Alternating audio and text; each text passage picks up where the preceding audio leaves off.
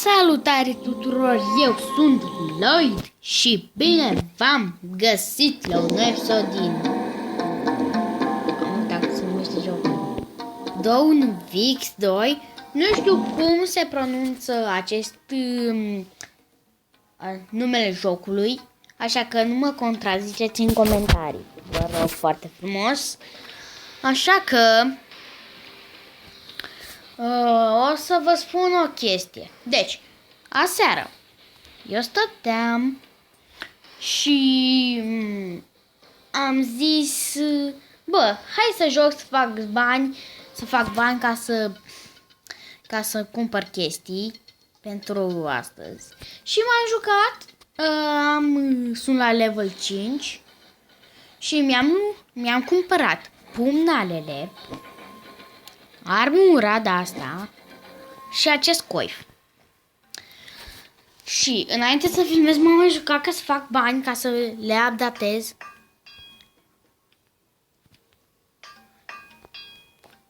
Așa. Că o să încercăm să ne batem cu nemernicul ăla.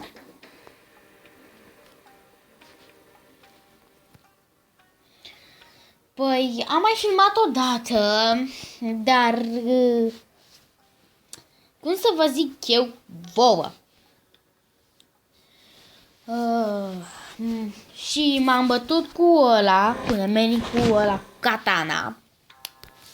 Și cum să vă zic eu vouă? Mi-am cam luat bătaie. Adică, nu chiar mi-am luat așa bătaie. Mai întâi m-a învins el pe mine, apoi eu pe el și apoi el pe mine și a câștigat.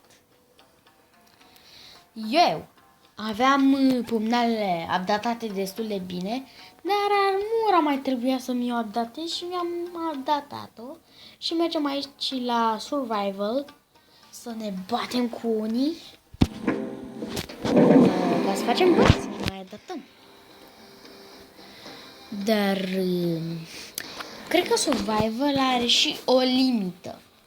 Cred că mă bat doar cu 10 ninja și apoi câștig, că aici scrie minimum 40. Iar aici maximum 60, 600 și ceva. Da, și acum ne vom juca pe survival.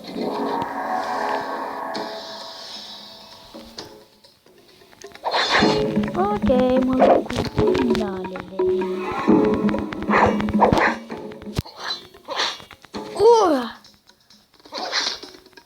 Și nu știu mai exact cum se folosește.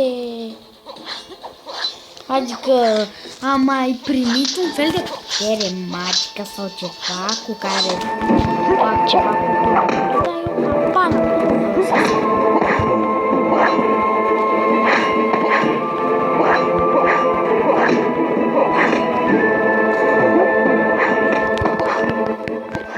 Ok, dar până urmă aici să mă aud și eu.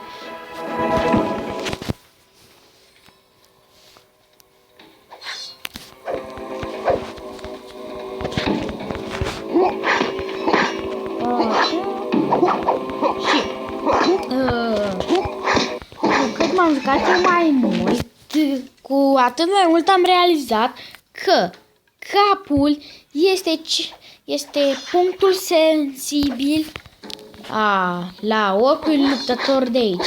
Chiar și al meu. Să-l cunoaștem. Ce-mi place la jocul ăsta e pentru că e realistic față de celelalte jocuri. Adică, cum să vă zic eu vouă? În jocul ăsta poți să te miști, să te învârși, să te dai așa, să te rostogolești, să dai așa cu piciorul, să faci tone de mișcări ca asta. Stai, ca asta.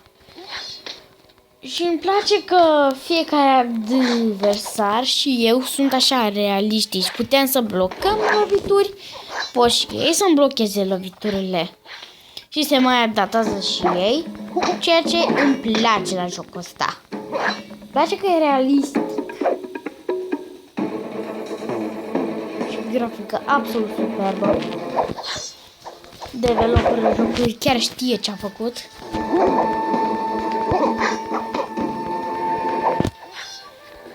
Sau ce face? Mă bat cu ăsta chelul. Nu știu, parcă așa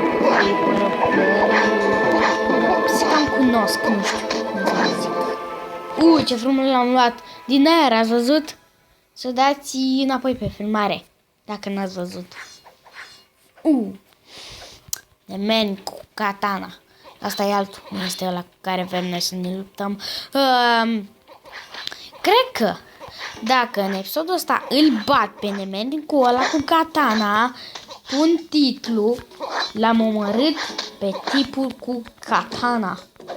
Nu, omorât scrie, parcă este prea violent. L-am bătut pe tipul cu katana. Da, asta sună mai bine.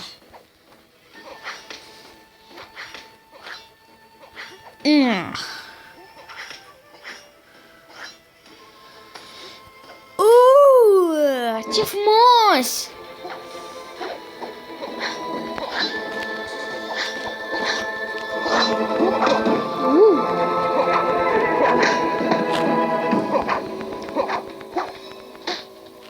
Nice!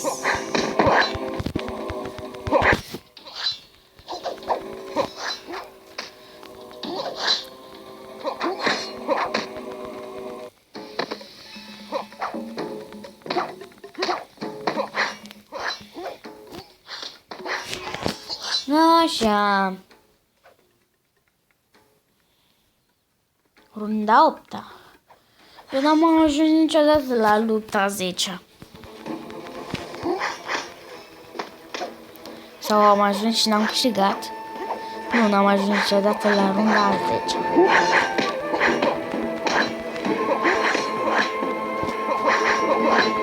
Imaginați-vă, când eu o să fiu la ăia la ăia mai mari, mai greu de omorât. Ia să vezi, când mă întorc aici, mamă, îmi dau armura jos, armele, corpul și bat dintr-o singură lovitură, pentru că voi fi foarte puternic.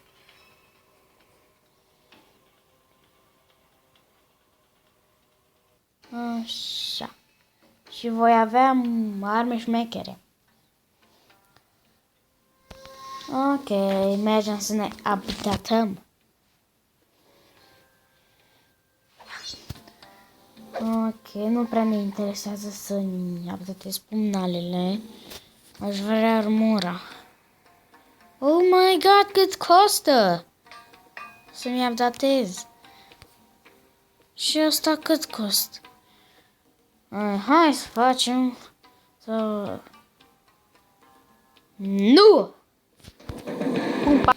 Ok, băieți, am revenit, am mai făcut niște bănuți. Apoi mi-am sacrificat vreo... Cred că vreo 14-16 diamante ca să-mi updatez. Și sper să merite. Stați. Bun, hai.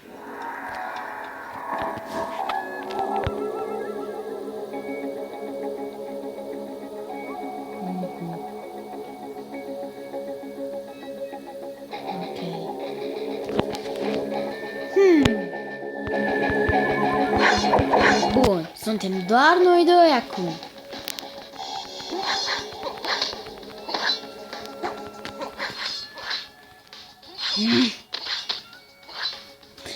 I-am zburat armele și îmi da puțin damage. Cred. Da, boss. Acum va fi momentul meu glorios. Ce nemernică.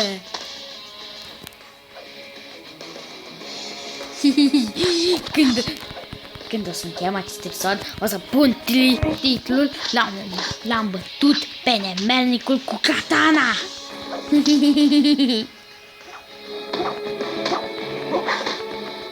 Și pun și semnul exclamării. După multe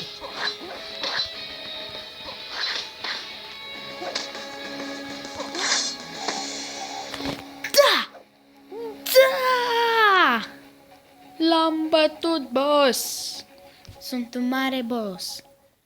100 de steluțe. Ha, ha, ha, ha. Ia de aici. Nicio șansă. Ia-ță. Trebuie să aștept. Get free. Ok, mergem să vedem cum este următorul adversar.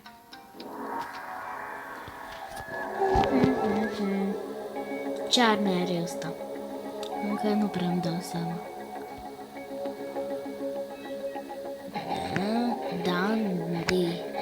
Dandy.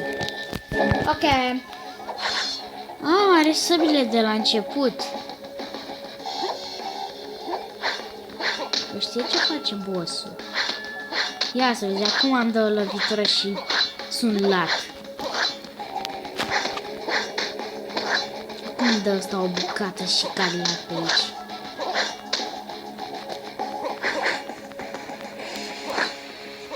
Bă, nu-mi dă chiar așa mult damage cum mă așteptam.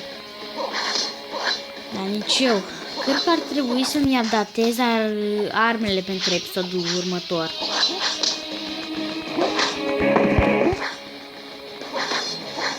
Da. Asta trebuie să fac.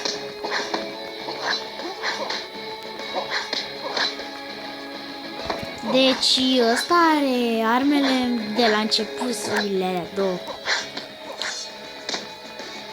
M-a bătut.